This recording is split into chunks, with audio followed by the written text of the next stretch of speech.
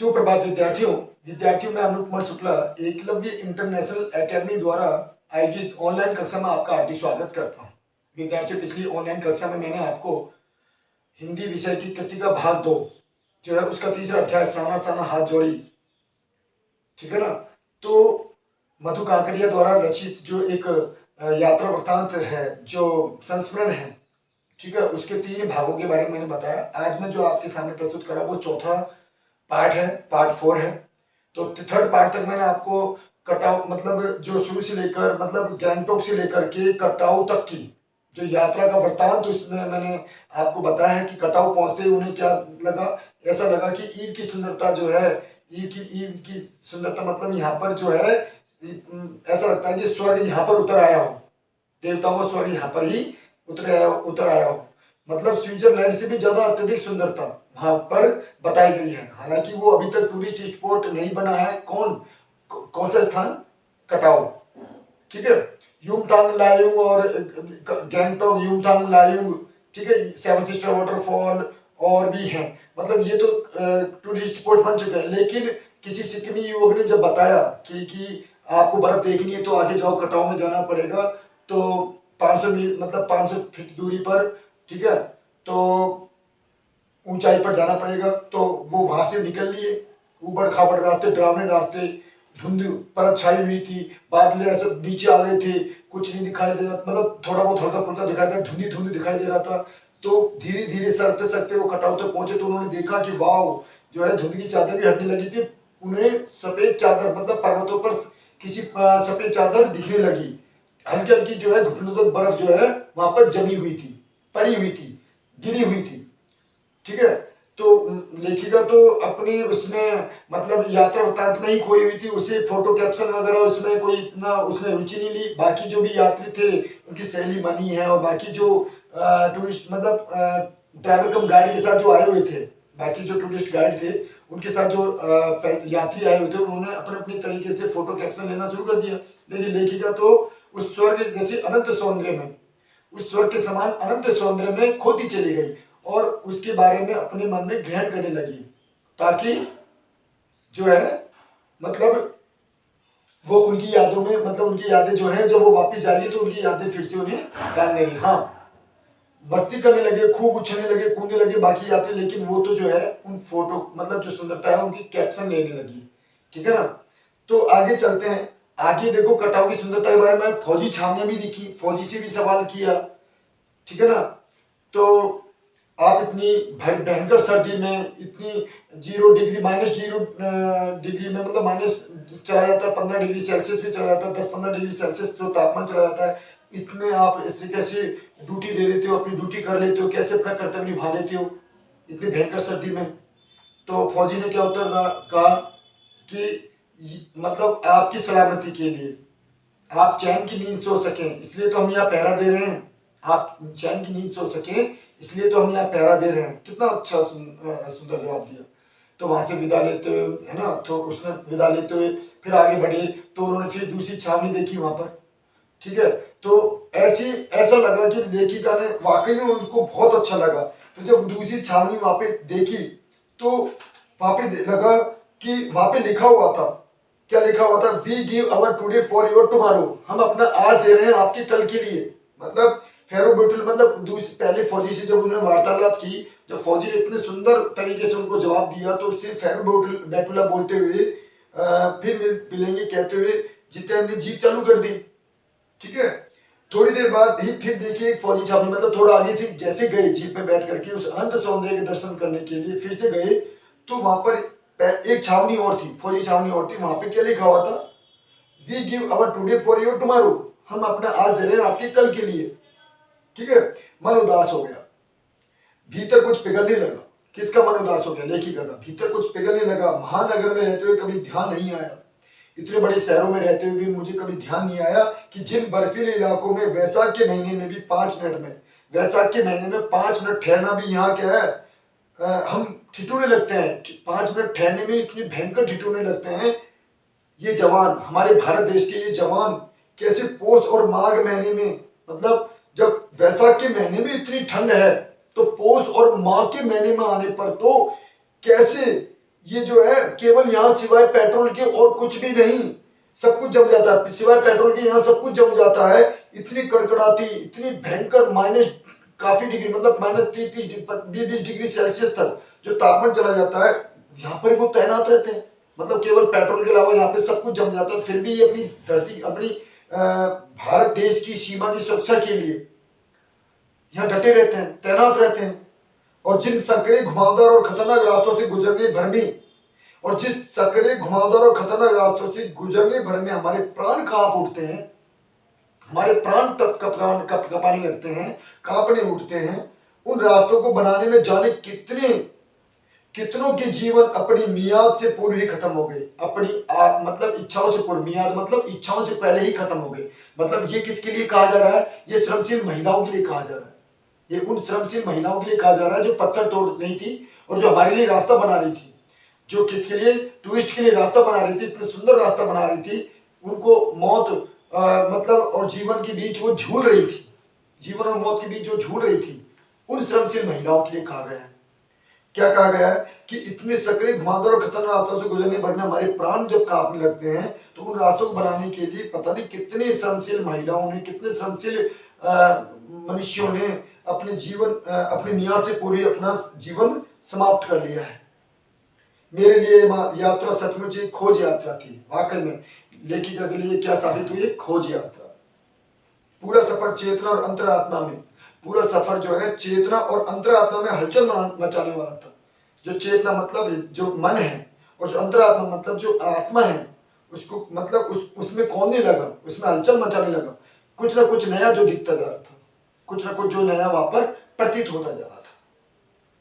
बहरहाल अब हम लायुंग वापस लौटकर, बहरहाल काटाओ से वापस कहाँ है? लायुंग। लायुंग लौटकर फिर युमथांग की ओर चल दिए। फिर कहाँ पे चल दिए? युमथांग की ओर चल दिए वापस। जितन कुछ दिन पहले ही नेपाल से ताजा आया था। मतलब जितन नार्गे के बारे में कहा जाए, जो एक कुशल गाइड है, जिसने सारी जानकारी लेखिका को प्रदान की, एक एक पल की जानकारी प्रदान की, एक एक स्थल की जानकारी प्रदान की, वह ताजा ही ताजा, मतलब नया नया जो है नेपाल से आया था। कहां पर? सिक्किम में। कहां पर? गैंगटॉक में। युमथांग की घाटियों में एक नया आकर्षण और जुड़ गया था। युमथांग की घाटियों में एक नया आकर्षण और जुड़ गया था। ढेर प्रियता और रोडोडेंड्रन के फूल, मतलब कितने सुंदर फूल वहां पे नजर आने लगे। बहुत दूर दूर तक खेती नजर आने लगी। किसकी?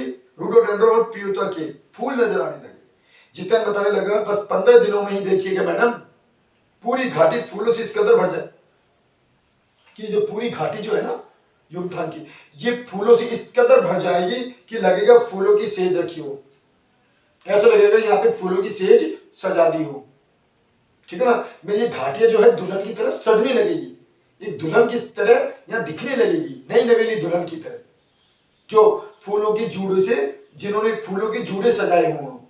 मतलब इस घाटी में ऐसा लगा ये घाटियां जो है फूलों की जूड़े पहने हुए हों, चारों तरफ फूल ही फूल नजर आएंगे। यहाँ रास्ते अपेक्षाकृत चौड़े थे, मतलब घुमावदार, सकड़े और छोटे रास्तों से क्या थे? यहाँ पर चौड़े रास्ते थे। इस कारण खतरों का एहसास कम था। इस कारण जो है खतरों का एहसास कम था। इन घाटियों में कई बंदर भी दिखे, इन घाटियों में कई बंदर भी दिखे, कुछ अकेले तो कुछ अपने बाल बच्चों के साथ दिखे, बंदर की टोलियां दिखी वहां पर। बहरहाल घाटियों, वादियों और पहाड़ों और बादलों की आग मिचौली दिखाती, घाटियों, वादियों, पहाड़ों और बादलों की आग मिचौली दिखाती, पहाड़ी कबूतरों को उड़ाती, पहाड़ी कबूतरों को उड़ाती हमारी जीप जब युमथांग पहुंची तो हम थोड़े निराश हो गए। क्या देखा? कि बर्फ से ढके कटाव उनके हिम शिखरों को देखने के बाद, बर्फ से ढके कटाव जो स्थल है, जो अभी टूरिस्ट स्पॉट नहीं बना है, ठीक है ना, वो उसमें हिम शिखरों को देखने के बाद, बर्फ से ढके पहाड़ों को, पर्वतों को देखने के बाद युमथांग थोड़ा फीका लगा। मतलब जो जन्नत कटाव में नजर आई थी उनको, वो वापस लौटते वक्त युमथांग में इतनी जन्नत नजर नहीं आई, थोड़ा फीकापन लगने लगा। और यह भी एहसास हुआ कि मंजिल से कहीं ज्यादा रोमांचक होता है, और यह भी एहसास हुआ कि मंजिल से ज्यादा कहीं रोमांचक होता है मंजिल तक का सफर। मंजिल तक का सफर रोमांचक क्या होता है? अंतिम सफर, अंत सफर, चोटी तक। जैसे माउंट एवरेस्ट है ना, विश्व की सर्वोच्च चोटी, तो वह माउंट एवरेस्ट की चोटी तक जाने में कितना पसीना आ जाता है, कितनी मेहनत लगती है, कितना डर लगता है, ठीक है ना। और वो एक उत्साह होता है, एक एनर्जी होती है कि हम किसी न किसी में होती है और वो वहां तक पहुंच जाता है, ठीक है ना। बहरहाल युमथांग में चिप्स बेचती एक सिक्किमी युवती से मैंने पूछा, चिप्स बेचती एक सिक्किमी युवती से मैंने पूछा, क्या तुम सिक्किमी हो? तो उसने क्या कहा पता है? उसने कहा नहीं मैं इंडियन हूँ। नहीं मैं इंडियन हूँ, उसने जवाब दिया। कितना अच्छा लगा उसके इस जवाब को सुनकर बहुत अच्छा लगा। सिक्किम के लोग भारत में मिलकर बहुत खुश हैं। सिक्किम के लोग भारत में मिलकर बहुत खुश हैं। जब सिक्किम स्वतंत्र रजवाड़ा था, स्वतंत्र अपने आप में एक अलग राज्य था, वो भारत में उसका विलय नहीं हुआ था, तब टूरिस्ट उद्योग इतना नहीं फला फूला था। तब टूरिस्ट उद्योग इतना फला फूला नहीं था। हर एक सिक्किमी भारतीय आबो हवा में, हर एक सिक्किमी मतलब जब रजवाड़ा था तब टूरिस्ट उद्योग इतना नहीं फूला फूला था, अलग स्वतंत्र राज्य था। हर एक सिक्किमी भारतीय आबो हवा में, भारतीय वातावरण में, भारतीय क्लाइमेट में, आबो हवा में इस कदर घुल मिल गया, इस कदर उसमें समा गया, घुल मिल गया कि लगता ही नहीं कि कभी सिक्किम भारत में नहीं था। ऐसा लगता ही नहीं, ऐसा लगता है कि शुरू से ही सिक्किम जो है भारत में ही था। जीप में बैठने को हुए ही एक पहाड़ी, जीप में बैठने को ही हुए थे कि एक पहाड़ी कुत्ते ने रास्ता काट दिया। एक पहाड़ी कुत्ते ने क्या काट दिया? रास्ता काट दिया। मनी ने बताया ये पहाड़ी कुत्ते हैं क्या? ये भौंकते नहीं है, ये सिर्फ चांदी रात में ही भौंकते हैं। किसने बताया? जितन ने। ये तो सिर्फ चांदी रात में ही भौंकते हैं। मनी के द्वारा पूछने पर कि भाई ये, मनी ने बताया ये पहाड़ी कुत्ते हैं, ये भौंकते नहीं है, ये सिर्फ चांदी रात में ही भौंकते हैं। किसने बताया? मनी ने। किसको बताया? लेखिका को। ठीक है ना? क्या विस्मय और अविश्वास से मैं उसे सुनती रही। लेखिका मनी की बातों को सुनती रही।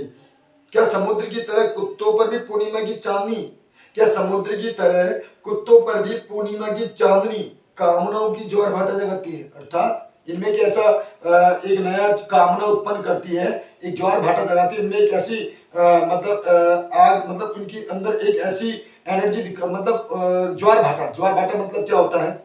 ज्वार भाटा मतलब पहाड़ों से निकलता, मतलब ज्वार भाटा जो होता है कि समुद्र में ज्वार भाटा होता है ना।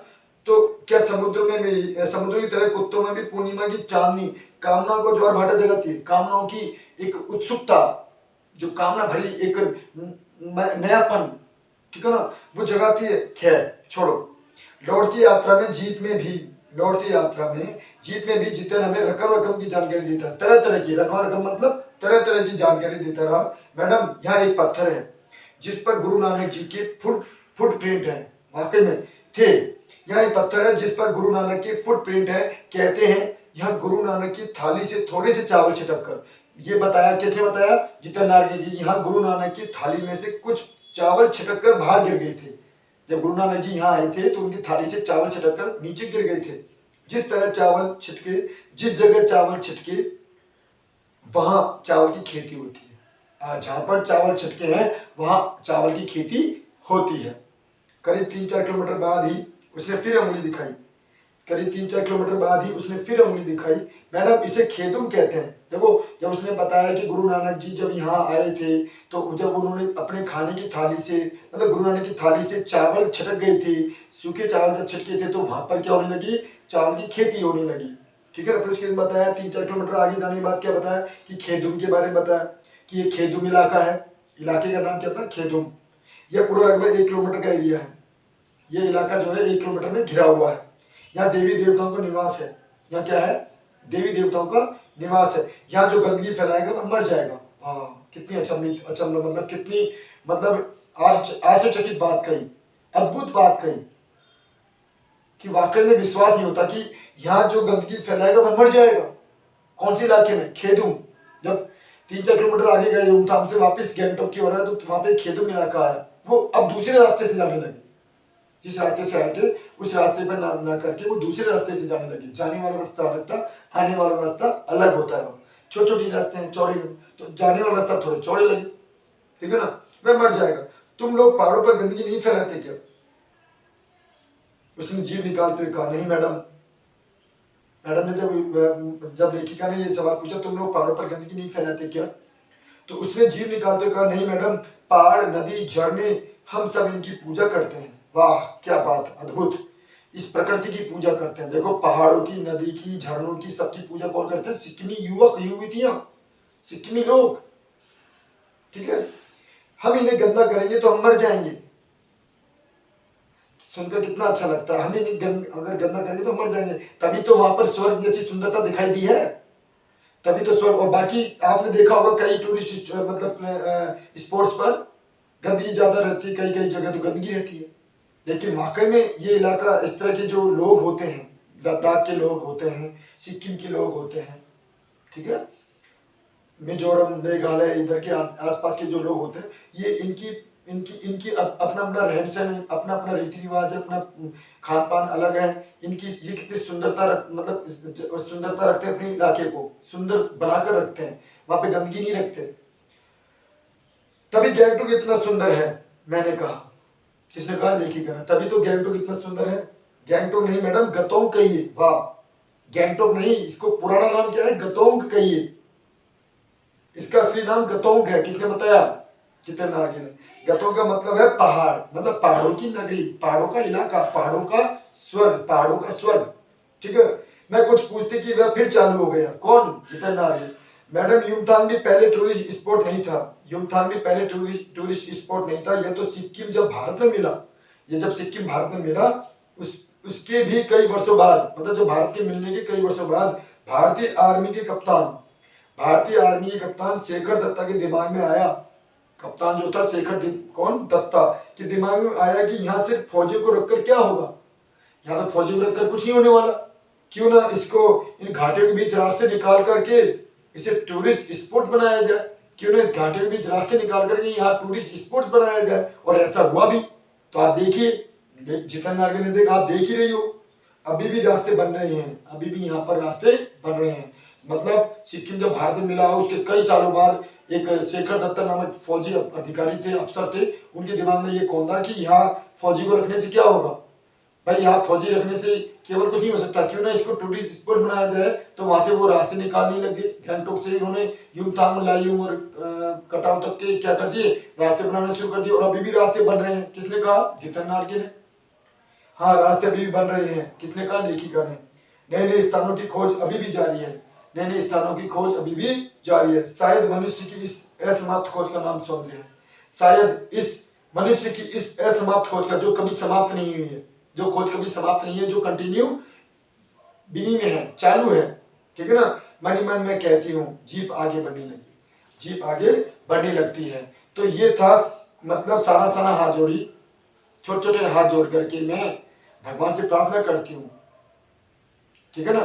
तो ये तीसरी लेखिका जो है मधु काकड़िया जो है, यहाँ पर इन्होंने कितनी अच्छी संस्मरण लिखा है, कितना अच्छा यात्रा वृत्तांत लिखा है। और यहाँ पर जो जितेंद्र नार्गे का स्वभाव भी यहाँ पे वर्णित किया गया है। एक कुशल गाइड है, एक नार्गे कुशल गाइड है। तो यहाँ से गैंगटॉक से लेकर जो हिमालय की यात्रा जिन्होंने नार्गे ने करवाई, जितेंद्र नार्गे ने, वो बहुत ही अच्छी तरीके से करवाई, एक एक जानकारी दी, सबके बारे में बताया। लेखिका ने इसके बारे में भी, उसको भी धन्यवाद प्रकट किया, उसके बारे में बहुत कुछ बताया है, ठीक है। तो आज चैप्टर यहाँ खत्म होता है। आशा करता हूँ आपको समझ में आया होगा।